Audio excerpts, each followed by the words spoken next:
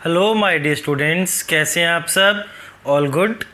मैं आपका टीचर विपुल तिवारी आज आपके लिए मैग्नेटिज्म एंड मैटर चैप्टर में लेके आया हूँ लेक्चर नंबर 5। जैसे कि बच्चों मैंने आपको पहले भी बताया था, this complete part is theoretical. इसमें ज़्यादा न्यूमेरिकल्स नहीं बनते, पूरा थ्योरी पार्ट है। इसीलिए मैंने आज नोट्स पहले से बना लिए हैं और आपको मैं टाइम दूंगा वीडियो में जहाँ पे आप ये नोट्स को कॉपी भी कर पाएंगे। तो बच्चों लेट्स स्टार्ट। सबसे पहले the term here is magnetization and magnetic intensity. क्या मतलब है मैग्नेटाइजेशन या मैग्नेटिक इंटेंसिटी? और it is also called intensity of magnetisation. This term intensity of magnetisation means, अगर मैं एक मटेरियल को जो मैग्नेटिक प्रॉपर्टीज़ रखता है, ये मटेरियल बच्चों क्या रखता है? Magnetic properties. इस मटेरियल को मैं एक एक्सटर्नल फील्ड में रख दूं, यहाँ पे एक्सटर्नल मैग्नेटिक फील्ड है, ठीक है। तो जैसे ही इस मटेरियल को मैं किसी एक्सटर्नल फील्ड में रखूँगा, इस मटेरियल के अंदर भी कुछ मैग्नेटाइजेशन इंड्यूस हो जाता है बच्चों। तो उसी इंड्यूस्ड मैग्नेटिक डायपोल मोमेंट पर यूनिट वॉल्यूम, किसका वॉल्यूम? मटेरियल का वॉल्यूम। इस टर्म को बोला जाता है इंटेंसिटी ऑफ मैग्नेटाइजेशन। तो intensity of magnetisation I is what? Induced magnetic moment. ये मैग्नेटिक मोमेंट कौन सा है? इंड्यूस्ड। किससे डिवाइड करेंगे? मटेरियल के वॉल्यूम से। बच्चों मैग्नेटिक मोमेंट एक वेक्टर क्वांटिटी है, तो ये आपका इंटेंसिटी ऑफ मैग्नेटाइजेशन भी एक वेक्टर क्वांटिटी है। अब कहते हैं कि फ्री स्पेस के अंदर this intensity of magnetisation is zero, क्योंकि फ्री स्पेस क्या है? वैक्यूम, कुछ भी नहीं है, it is an empty place.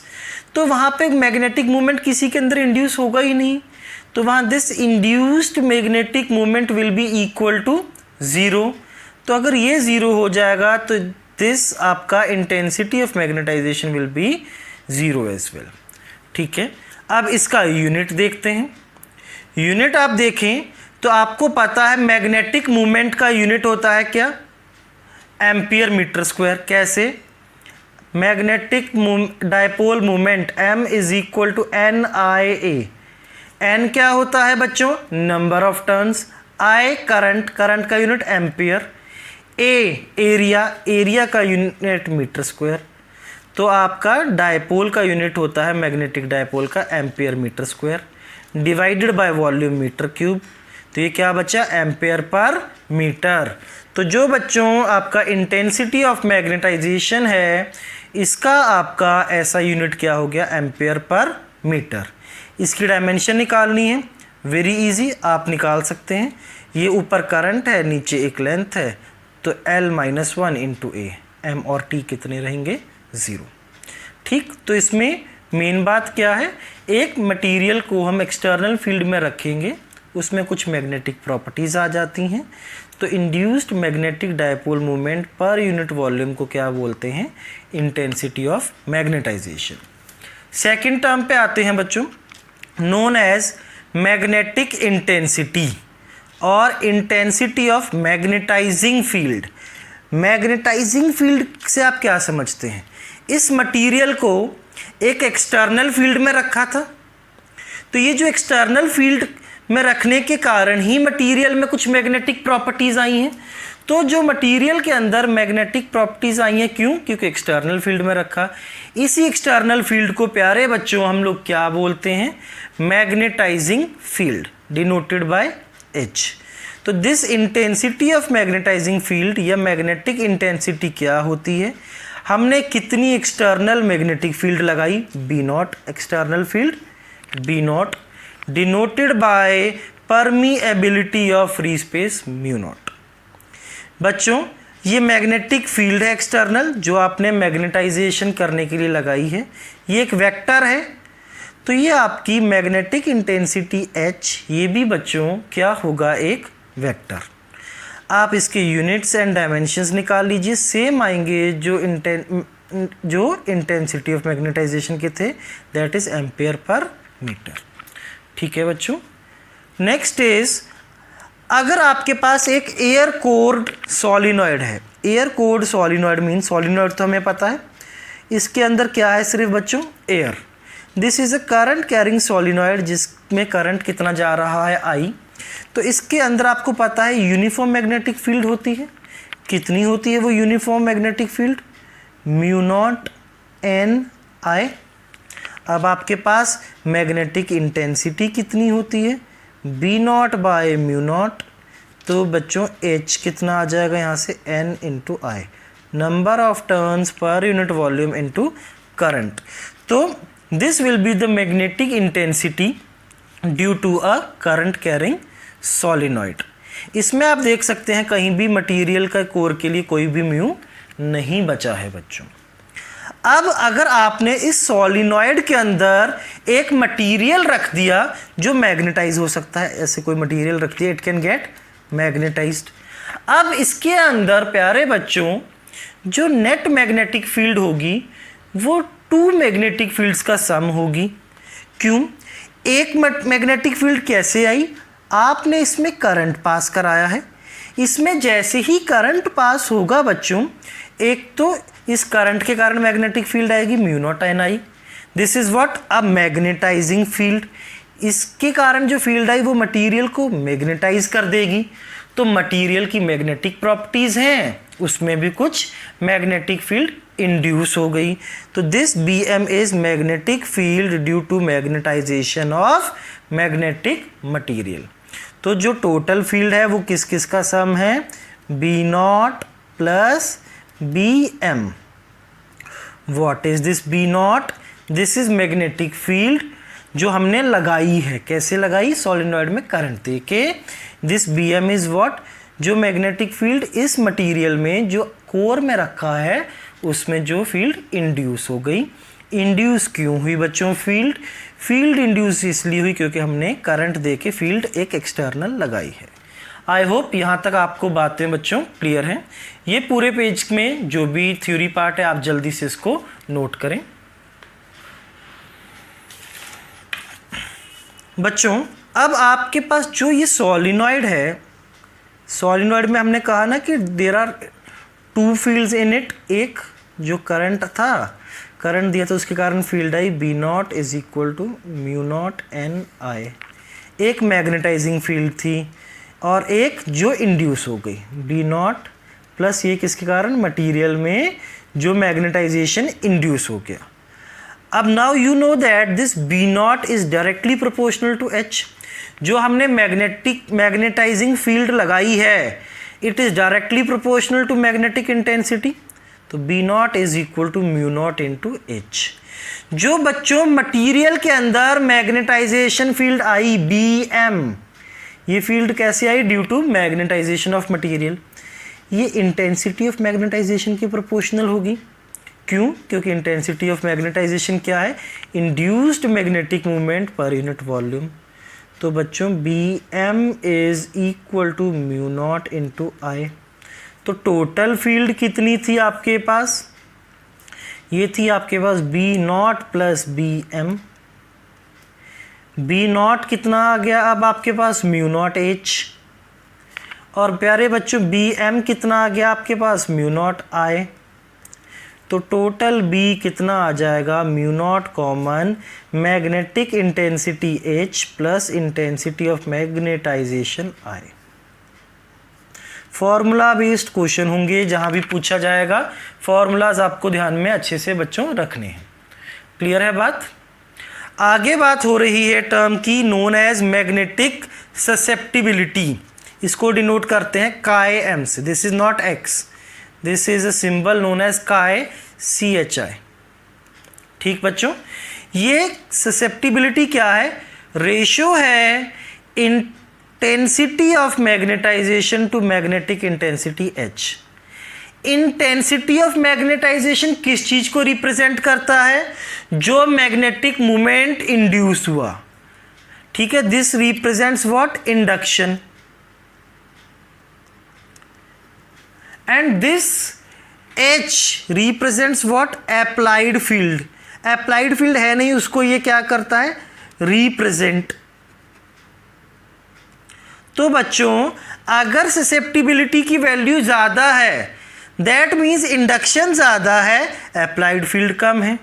तो बच्चों मैग्नेटिक ससेप्टिबिलिटी का फिजिकल सिग्निफिकेंस बहुत इंपॉर्टेंट है। क्या है इसका फिजिकल सिग्निफिकेंस? इट रिप्रेजेंट्स कि मटेरियल कितनी easily, it is the degree of ease with which material can be magnetized. अब अगर ससेप्टिबिलिटी की वैल्यू ज़्यादा मीन्स इंडक्शन ज़्यादा, तो मटेरियल ईजीली मैग्नेटाइज हो सकता है। ठीक है, तो मीन्स ससेप्टिबिलिटी अगर जिसकी ज़्यादा होगी वो मटेरियल जल्दी मैग्नेटाइज होगा, जिसकी मैग्नेटिक ससेप्टिबिलिटी कम होगी वो मटेरियल उतनी ईजीली आपका मैग्नेटाइज नहीं होगा बच्चों। Next term is magnetic permeability. Last chapter से इसको पढ़ते आ रहे हैं। ये किस किस का रेशियो है? It is the ratio of total magnetic field B, total field, to the intensity of magnetization H। आपने इस फॉर्मूले को याद रखना है बच्चों।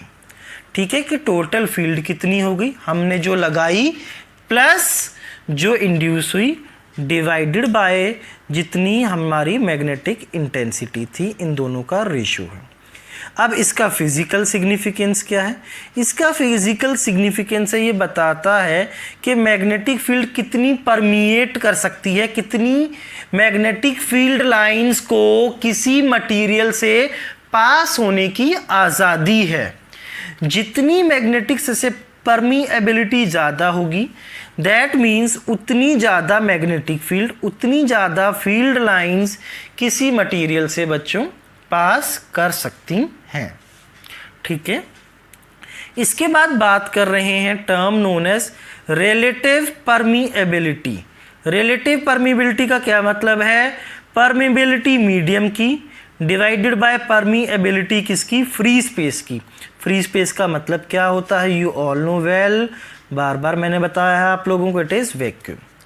अब आपको ये पता है बच्चों, हमने अभी अभी निकाला था B is equal to mu not into H plus I।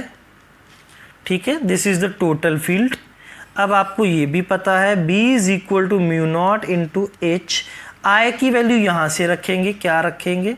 Susceptibility into आपका मैग्नेटिक इंटेंसिटी, H कॉमन आ जाएगा। तो B is equal to mu nought H 1 plus susceptibility, B by H is equal to mu not 1 plus susceptibility.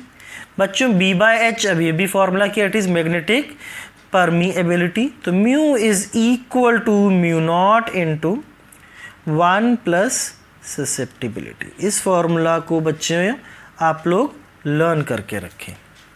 ठीक है, अब relative परमीएबिलिटी क्या होता है? परमीएबिलिटी मीडियम की डिवाइडेड बाय परमीएबिलिटी किसकी? फ्री स्पेस की। तो mu by mu naught is equal to relative permeability is equal to 1 plus susceptibility. This formula is used in questions. मैं बार बार कह रहा हूँ, जो भी क्वेश्चन आएगा questions will be formula based. जल्दी से इस पूरे थ्योरी पार्ट को प्यारे बच्चों नोट कर लें आप लोग। तो बच्चों अभी अभी हम लोगों ने देखा कि जो भी हमारी ससेप्टिबिलिटी आई, ठीक है, तो रिलेटिव परमीएबिलिटी हमारे पास कितनी थी? 1 प्लस मैग्नेटिक ससेप्टिबिलिटी, यही था बच्चों। ठीक है, अब इसी बेस पे there are 3 types of material: diamagnetic materials, paramagnetic material, ferromagnetic material. अभी आगे इनको डिटेल में पढ़ेंगे। अभी के लिए आप ध्यान रखें, डायामैग्नेटिक मटेरियल वो होते हैं जो मैग्नेटाइज तो हो जाते हैं पर अपोजिट डायरेक्शन में, इसीलिए इनकी ससेप्टिबिलिटी कैसी है? नेगेटिव। ससेप्टिबिलिटी जो डायामैग्नेटिक की है बच्चों, आपको मैं देखो लिख के बताता हूँ पूरा। आपके पास रिलेटिव परमीएबिलिटी का क्या फॉर्मूला है? 1 प्लस ससेप्टिबिलिटी, यही फॉर्मूला है ना बच्चों। अब जो आपके पास डायामैग्नेटिक सब्सटेंस होते हैं इनकी ससेप्टिबिलिटी 0 से कम होती है पर -1 से ज़्यादा या equal, means they get magnetised in opposite direction. बच्चों अब ये टर्म -1 हो सकती है, -1 प्लस -1 0, तो रिलेटिव परमिबिलिटी की जो सबसे छोटी वैल्यू हो सकती है 0। अब ससेप्टिबिलिटी की सबसे बड़ी वैल्यू 0 रख देंगे तो रिलेटिव परमिबिलिटी की वैल्यू हो सकती है 1। अब रिलेटिव परमिबिलिटी क्या होती है आपके पास, mu by mu naught. This is बच्चों लेस देन 1, ये लेस देन 1 है तो मतलब डिनोमिनेटर बड़ा है, तो जो म्यू नॉट है वो म्यू से बड़ा होगा। किसके लिए, डायामैग्नेटिक मटेरियल्स के लिए। सेकेंड टाइप के मटेरियल जो बच्चों होते हैं उनका नाम है पैरामैग्नेटिक मटेरियल्स। ये सेम डायरेक्शन में मैग्नेटाइज होते हैं जिस तरफ हम फील्ड लगाते हैं, पर बहुत ज़्यादा नहीं होते, इसीलिए इनकी ये ससेप्टिबिलिटी होती तो 0 से बड़ी है पर ये स्मॉल होती है। ठीक है, एक किसी नंबर कोई ई नंबर ले लीजिए, this is small positive number, ये बहुत स्मॉल होती है, ससेप्टिबिलिटी पर पॉजिटिव है। तो बच्चों ये पॉजिटिव वैल्यू कुछ 1 में ऐड होगी ससेप्टिबिलिटी की, तो इसकी जो रिलेटिव परमिएबिलिटी है वो 1 से बड़ी होती है पर होती कैसी है, स्मॉल। क्यों, क्योंकि ये काय स्मॉल है। तो बच्चों रिलेटिव परमिएबिलिटी होता है म्यू बाय म्यू नॉट। ठीक है, अब this is greater than 1, therefore mu is greater than mu naught. तो परमिएबिलिटी इस केस में परमिएबिलिटी फ्री स्पेस से ज़्यादा है पर बहुत ज़्यादा नहीं है। क्यों बहुत ज़्यादा नहीं है, क्योंकि बच्चों ससेप्टिबिलिटी स्मॉल तो रिलेटिव परमिएबिलिटी स्मॉल, ये नंबर 1 से थोड़ा ही बड़ा है, तो ये जो है म्यू नॉट से थोड़ा सा बड़ा है। Third type of materials are known as ferromagnetic materials.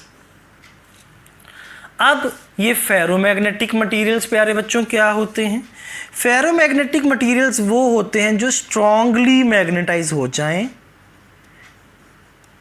कैसे मैग्नेटाइज हो जाएं, स्ट्रांगली मैग्नेटाइज हो जाएं in same direction. Strongly magnetize हो जाते हैं, इजीली मैग्नेटाइज हो जाते हैं, तो उनकी ससेप्टिबिलिटी कैसी होती है, लार्ज। ससेप्टिबिलिटी बच्चों लार्ज तो रिलेटिव परमिएबिलिटी भी कैसी होगी, लार्ज। रिलेटिव परमिएबिलिटी क्या होती है, म्यू बाय म्यू नॉट। अब ये large, therefore mu is very very greater then mu naught. In materials की परमिएबिलिटी फ्री स्पेस की परमिएबिलिटी से काफ़ी ज़्यादा बड़ी होती है बच्चों। ठीक है, तो टेबल को जल्दी से नोट कर लें इन बातों को आप अपने नोट्स में। एक दो छोटे छोटे से हम क्वेश्चंस देखते हैं बच्चों।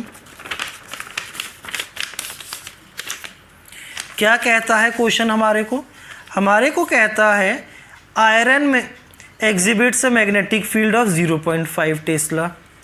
आपने intensity of magnetising field H है 10 एम्पियर पर मीटर। आपको परमिबिलिटी आयरन की निकालनी है। You know the formula, mu is B by H। अब B कितना है 0.5, H कितना है 10, आंसर आ गया बच्चों। फॉर्मूला बेस्ड क्वेश्चन होगा, कुछ भी टफ नहीं होगा।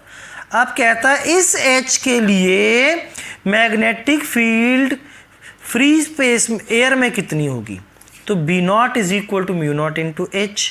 आपको H पता है, म्यू नॉट से मल्टीप्लाई कर दीजिए, this will be the field in free space. Easy है क्वेश्चन, नोट करें इसको।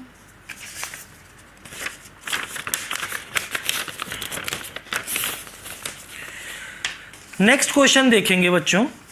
क्वेश्चन में क्या कहता है, हमें percentage increase in magnetizing field निकालना है। एक टोरॉइड है, टोरॉइड शेप आपको याद होगी आई थिंक, ये आपका टोरॉइड होता है बच्चों। ऐसे सॉलिनॉइड को आप सर्कुलर फॉर्म में ले जाते हैं। तो अब पहले इसके अंदर एयर थी, तो बच्चों इसके अंदर फील्ड कितनी होगी, B nought is equal to mu not into H। अब इसके अंदर पूरे के अंदर कहता है एल्यूमिनियम भर दिया है एंड उसकी ससेप्टिबिलिटी गिवन है। तो नेट फील्ड अब कितनी हो जाएगी, म्यू इंटू एच, और B इज इक्वल टू अभी हमने ये फॉर्मूला किया है mu naught into 1 plus chi into H. अब आपको बोला क्या है, जब एल्यूमिनियम फिल कर दिया तो परसेंटेज इंक्रीज इन फील्ड, तो final field minus initial field upon initial into 100। आप फॉर्मूला रखें, वैल्यूज रखें और आपके पास आंसर आ जाएगा। क्लियर है बच्चों बात? नोट कर लें इसको जल्दी से। तो बच्चों यहाँ तक फील्ड्स की बात हो गई। अब हम लोग आगे बात करने वाले हैं, आपने जो अभी भी बात की थी 3 टाइप्स ऑफ मटेरियल्स की। ठीक है, कौन कौन से 3 टाइप्स ऑफ मटेरियल को डिटेल में जानेंगे, diamagnetic, paramagnetic material and ferromagnetic material. सबसे पहले बच्चों बात कर रहा हूँ डायामैग्नेटिक मटेरियल्स की। जैसे कि अभी मैंने आपको बताया था, ये वो मटेरियल्स हैं जो मैग्नेटाइज होते हैं but in opposite direction, direction opposite to the external field में ये मैग्नेटाइज होते हैं। तो बच्चों अगर ये अपोजिट डायरेक्शन में मैग्नेटाइज होंगे तो ये मैग्नेटिक फील्ड से क्या होंगे, रिपेल। क्या होंगे, रिपेल। तो ये कहाँ जाएंगे, स्ट्रॉन्गर से वीकर फील्ड में। ठीक है, कुछ इनके एग्जाम्पल्स हैं, ये एग्जाम्पल्स आपने याद रखने हैं, कई बार एग्जाम में ऐसा क्वेश्चन आ जाता है। Which among these materials is diamagnetic, paramagnetic या फेरोमैग्नेटिक, उसके लिए आपको ये सारे एग्जाम्पल्स लर्न होने चाहिए। अब आपको पता है ये मैग्नेटिक फील्ड को क्या करते हैं, रिपेल। तो अगर आपने एक डायामैग्नेटिक मटीरियल रखा है और आप लोगों ने बच्चों एक्सटर्नल मैग्नेटिक फील्ड लगाई है, तो ये एक्सटर्नल मैग्नेटिक फील्ड लाइंस को रिपेल कर देगा। तो लाइंस बाहर से पास होंगी, इसके अंदर से बहुत कम लाइंस पास होंगी। ये फील्ड लाइंस को क्या कर देगा बच्चों, रिपेल, एक्सपेल करेगा उनको। Getting it? नोट करें यहाँ तक की प्रॉपर्टीज को।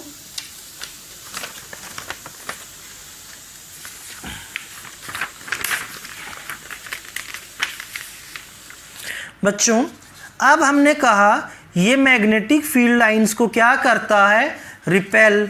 तो इसका मतलब इसके बाहर जो मैग्नेटिक फील्ड है वो इसके अंदर अपॉन जो फ्री स्पेस पे मैग्नेटिक फील्ड है ये ज़्यादा होगी ना, B naught. B naught will be greater than B, क्योंकि बाहर फील्ड ज़्यादा है, ये फील्ड लाइंस को क्या कर रहा है, रिपेल। तो ये ratio this will be less than 1। अब आपकी अंदर फील्ड कम है तो अंदर की इसकी जो परमीएबिलिटी है वो फ्री स्पेस से कम होगी। तो म्यू बाय म्यू नॉट क्या होता है, रिलेटिव परमीएबिलिटी। तो relative permeability will be less than 1। अब रिलेटिव परमीएबिलिटी आपको पता है 1 से कम आ गई तो ये फॉर्मूला होता है रिलेटिव परमीएबिलिटी का, mu R is equal to 1 plus susceptibility. तो this is less than 1, that means ये कैसी होनी पड़ेगी, नेगेटिव। तो बच्चों जो हमने पहले किया था ये बिल्कुल उसके रिवर्स ऑर्डर में सेम बात हमने दोबारा सीखी है। अब ध्यान रखनी है आपको ये बात, इसका भी क्वेश्चन बनता है। जो ससेप्टिबिलिटी होती है डायमैग्नेटिक सब्सटेंस की, it is independent of temperature. इसको टेम्परेचर से बिल्कुल भी कोई फर्क नहीं पड़ता, ये ग्राफ आपको याद रहे। ठीक है बच्चों। नेक्स्ट इज कहता है डायामैग्नेटिक एक यूनिवर्सल प्रॉपर्टी है। Universal property means diamagnetism is present in all the substances. जितने भी सब्सटेंस होंगे इस दुनिया में, ये डायामैग्नेटिक की प्रॉपर्टीज हर सब्सटेंस में प्रेजेंट होती है। पर काफ़ी सारे सब्सटेंस में ये प्रॉपर्टी नहीं पाई जाती। क्यों? क्योंकि इसके अपोजिट की जो प्रॉपर्टीज़ होती हैं पैरामैग्नेटिज्म एंड फेरोमैग्नेटिज्म, जिसमें मटेरियल सेम डायरेक्शन में मैग्नेटाइज होता है, वो डायामैग्नेटिज्म को ओवरकम कर देती हैं बच्चों। ठीक है। अब एक्सप्लेनेशन ऑफ डायामैग्नेटिज्म के डायामैग्नेटिक प्रॉपर्टी आती क्यों है। बच्चों आपको पता है एक न्यूक्लियस है, न्यूक्लियस के आसपास रिवॉल्व करते हैं कौन, इलेक्ट्रॉन्स। इलेक्ट्रॉन्स अगर रिवॉल्व करते हैं तो इलेक्ट्रॉन्स का they have the orbital angular momentum. अब लेंज लॉ होता है एक, जिसको बच्चों हम इलेक्ट्रोमैग्नेटिक इंडक्शन जो कि नेक्स्ट चैप्टर है वहाँ पे करेंगे तो आपको ज़्यादा अच्छे समझ आएगा। इतना ध्यान रखें वो क्या करता है, अपोज। मींस जो इलेक्ट्रॉन सेम डायरेक्शन में मूव कर रहे हैं उनका ऑर्बिटल मोमेंटम कम करेगा और जो अप्लाइड मैग्नेटिक मोमेंट के अपोजिट डायरेक्शन में मूव कर रहे हैं उनको स्पीड अप करेगा। पहले तो क्या है, सब इलेक्ट्रॉन अपनी अपनी स्पीड से चल रहे थे, कोई ऐसे चल रहा था, कोई इलेक्ट्रॉन न्यूक्लियस के अराउंड ऐसे चल रहा था, तो जो नेट एंगुलर मोमेंटम था वो कितना था, 0। पर जैसे ही एक्सटर्नल फील्ड लगाई सेम डायरेक्शन वाले स्पीड अप हो जाए, स्पीड डाउन हो जाएगा, अपोजिट डायरेक्शन वाले स्पीड अप हो जाएंगे और एटम का एक नेट एंगुलर मोमेंटम, एक नेट मैग्नेटिक मोमेंट डेवलप हो जाएगा। This is in accordance with the Lenz law और ये हम लोग नेक्स्ट चैप्टर में डिटेल में पढ़ेंगे बच्चों। यहाँ तक को पूरा नोट करें।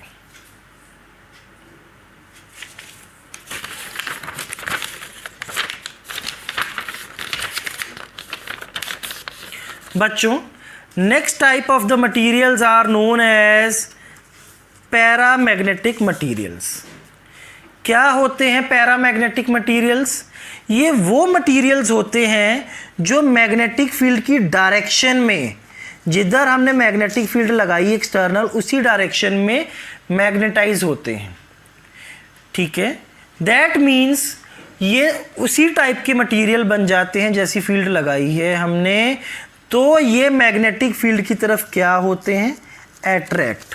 क्या होते हैं बच्चों ये, attract. They get attracted in the direction of field, means they are real magnet.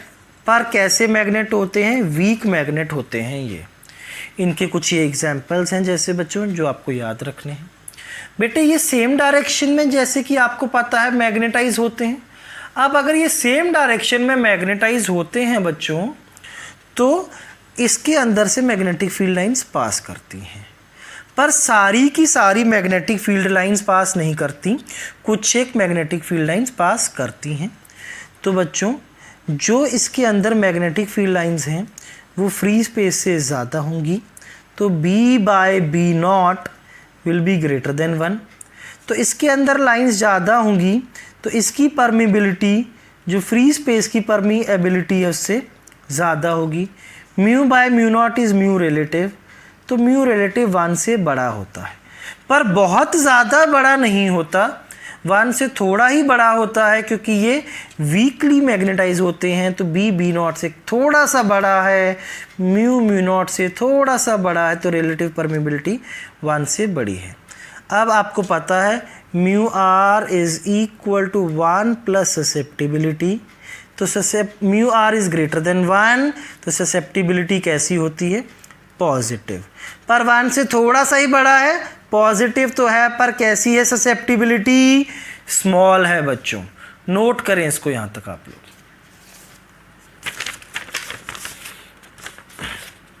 बच्चों पैरामैग्नेटिज्म के अंदर ही एक लॉ आता है जिसका क्या नाम है, क्यूरीज लॉ।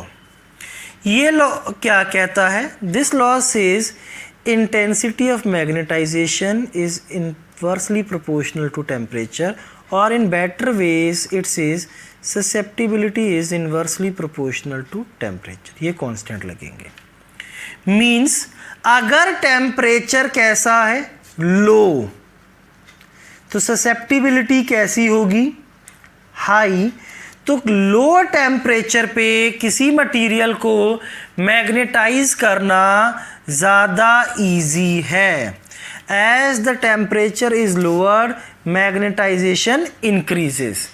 टेम्परेचर कम होगा तो मैग्नेटाइजेशन ज़्यादा होगा, पर एक टेम्परेचर के बाद आप टेम्परेचर को कम और करते रहें तो अब मैग्नेटाइजेशन पे फ़र्क नहीं पड़ेगा।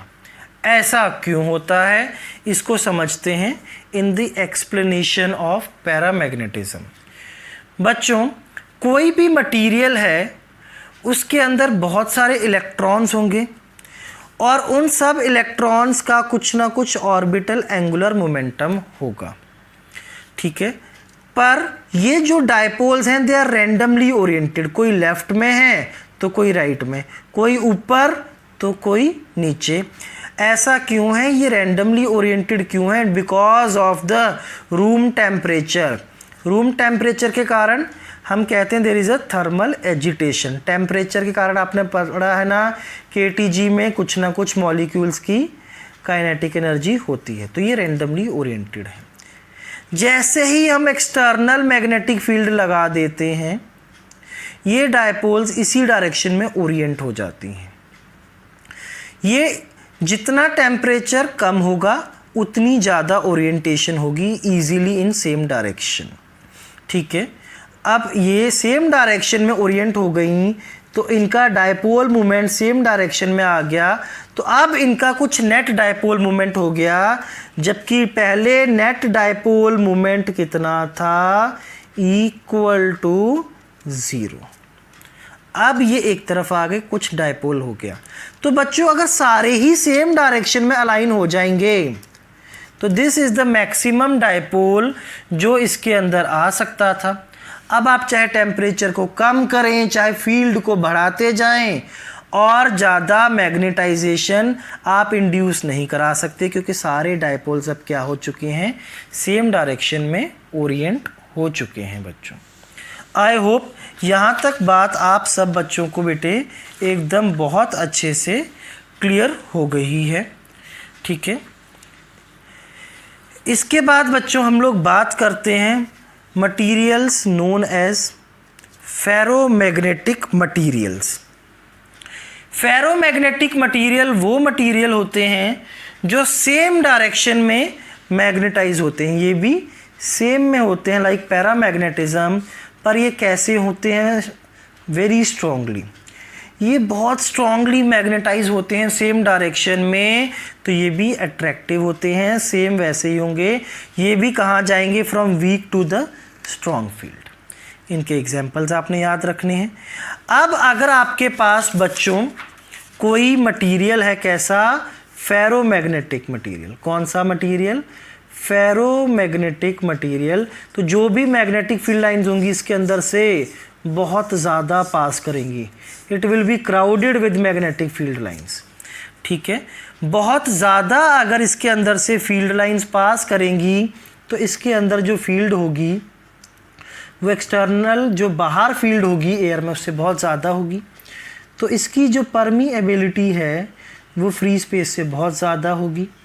तो mu by mu naught is very very greater than 1, तो relative permeability will be very very greater than 1। और आपको पता है mu R is equal to 1 plus susceptibility, तो म्यू आर बहुत बड़ा है तो ससेप्टिबिलिटी बहुत बड़ी है। और आपको पता है जिनकी ससेप्टिबिलिटी लार्ज होती है they can be easily magnetised, इनको ईजीली मैग्नेटाइज किया जा सकता है। क्लियर है बच्चों बात? डायग्राम को नोट कर लें और ये पूरे थ्योरी कंटेंट को अपने नोट्स के अंदर जल्दी से लिख लें।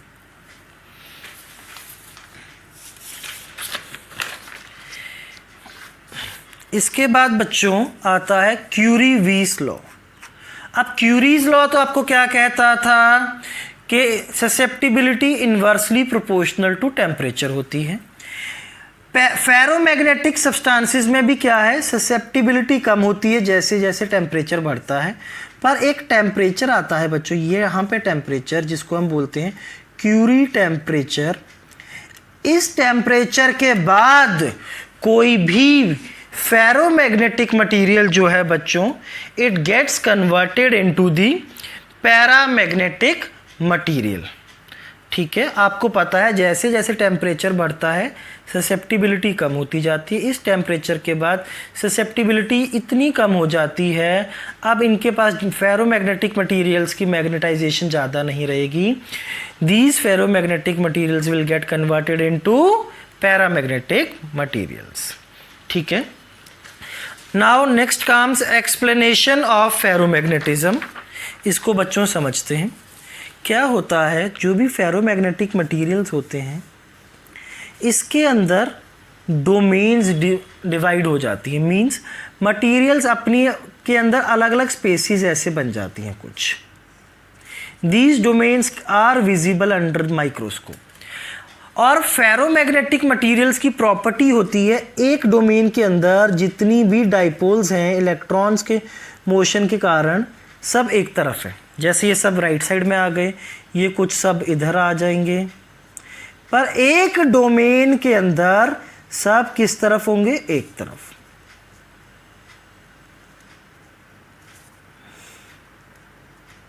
लाइक दिस, आप कैसे भी ड्रॉ कर लीजिए इनको।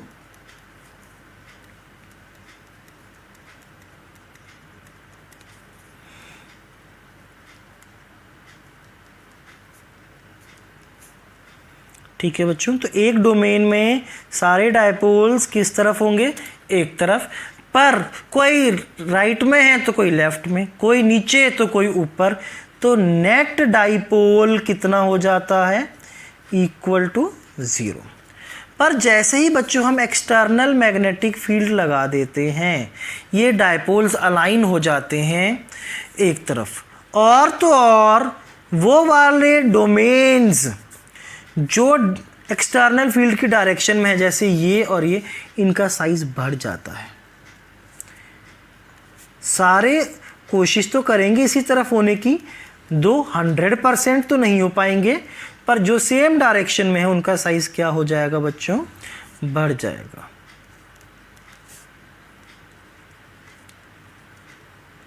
ठीक है, कुछ एक डेफिनेटली नहीं भी हो पाएंगे। जितनी ज़्यादा फील्ड को स्ट्रॉन्ग करते जाएंगे उतने ज़्यादा इसी तरफ हो जाएंगे। जैसे ये सेम डायरेक्शन में थे, इस डोमेन का साइज बढ़ जाएगा बच्चों। Getting the point?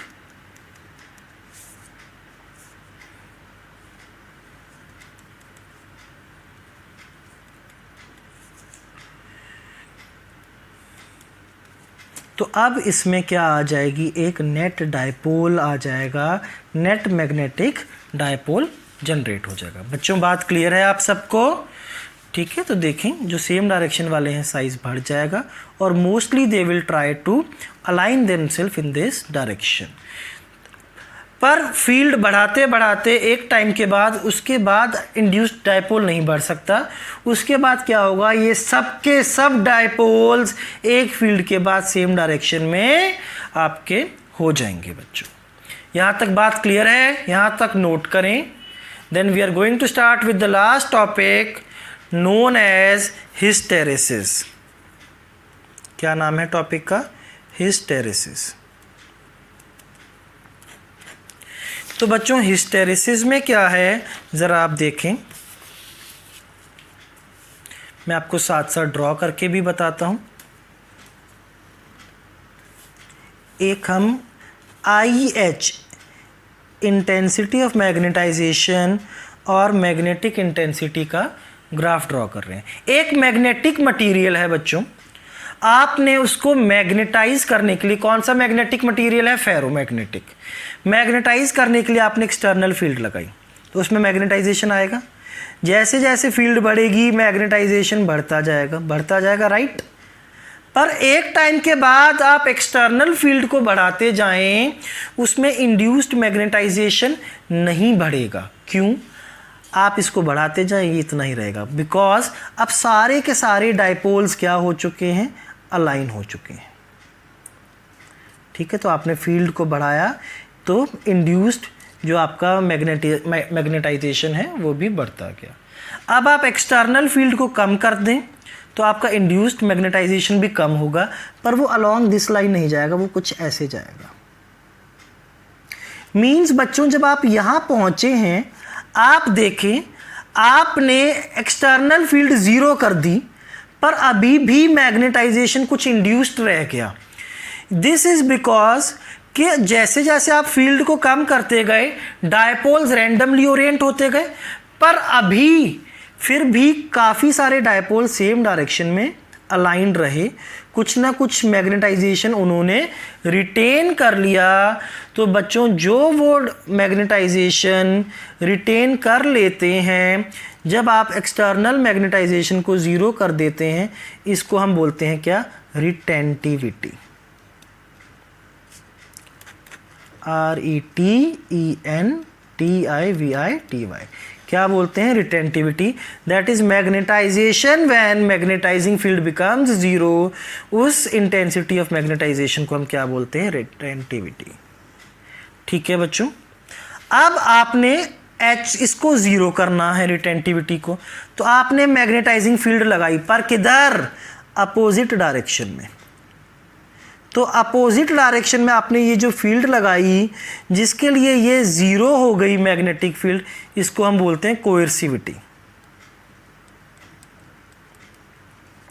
ठीक है बच्चों, अब आप इस एक्सटर्नल डायरेक्शन में फील्ड को बढ़ाते गए तो आपके दूसरी साइड में आपका मैग्नेटाइजेशन आ गया। अब आप इसको कम करते गए फील्ड को, फिर से कुछ ना कुछ रिटेंटिविटी रह जाएगी, और फिर अब आपने इसको बढ़ाया, फिर कुछ कोएर्सिविटी, और ये ऐसा कर्व बनेगा। प्रॉपरली अगर मैं आप लोगों के लिए ड्रॉ करूं तो this curve is something like this. इस शेप में बनता है कुछ। ठीक है बच्चों, बात क्लियर है? तो जो मैग्नेटाइजेशन बचता है 0H पे क्या बोलते हैं? रिटेंटिविटी। और जो अपोजिट डायरेक्शन में फील्ड लगाना पड़ता है रिटेंटिविटी को ज़ीरो करने के लिए, उसको बोलते हैं बच्चों हम लोग क्या? कोएर्सिविटी। ठीक है, उसके बाद आपने ध्यान रखना है, ये जो आपका कर्व बना है इसका जो एरिया है हिस्टेरेसिस कर्व का, ये देता है लॉस इन एनर्जी। क्या देता है ये एरिया? Loss in energy. इस IH कर्व की जगह कहीं कहीं आपको BH कर्व भी दिख जाएगा। कर्व आप बनाएंगे तो बच्चों बिल्कुल ऐसा ही बनेगा, सेम इसी शेप में। पर जो इसका एरिया आपको देगा वो आप याद रखें, that will be loss in energy पर यूनिट वॉल्यूम। ठीक है, क्वेश्चंस पूछ लिए जाते हैं, इसलिए इसको नोट कर लें जल्दी से डायग्राम्स को। ये नोट करने के बाद जल्दी से बच्चों हिस्टेरेसिस की थ्योरी अपनी नोट कर लीजिए।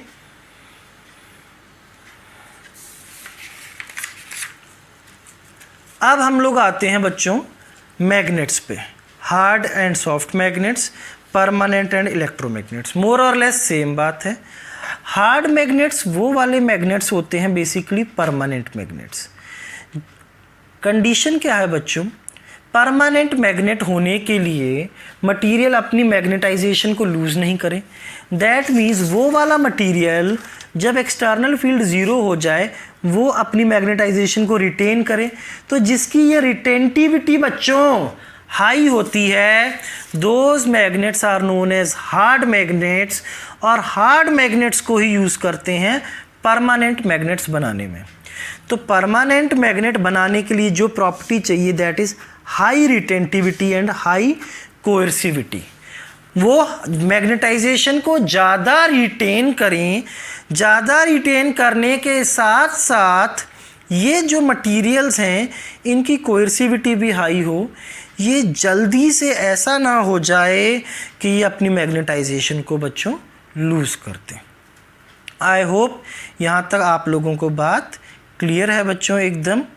ठीक है, second are known as soft magnets. Soft materials को हम यूज़ करते हैं इलेक्ट्रोमैग्नेट्स बनाने में।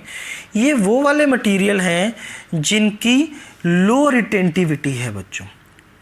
लो रिटेंटिविटी है मतलब जैसे ही आपने एक्सटर्नल फील्ड लगाई, जैसे ये सॉलिनॉइड आपको दिख रहा है, अंदर जो मटेरियल है कोर में वो मैग्नेटाइज हो जाए। जैसे ही आपने फील्ड बंद की, इसकी मैग्नेटाइजेशन हो जाए वापस से कितनी? फटाफट से ज़ीरो। ऐसे मटेरियल्स को सॉफ्ट मैग्नेट्स या फिर इलेक्ट्रोमैग्नेट्स हम लोग बोलते हैं। एक क्वेश्चन बच्चों बनता है, स्टील जो है that is best used for making the permanent magnets, जबकि आपका सॉफ्ट आयरन की रिटेंटिविटी ज़्यादा है।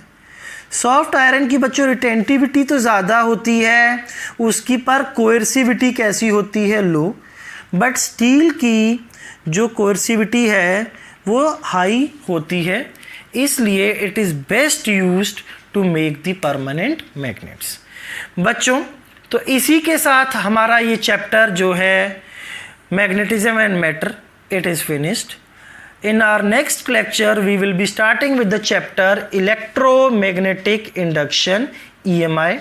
तब तक अच्छे से रिवाइज करें आप इस चैप्टर को और इसके क्वेश्चन सॉल्व करें। Bye bye, take care.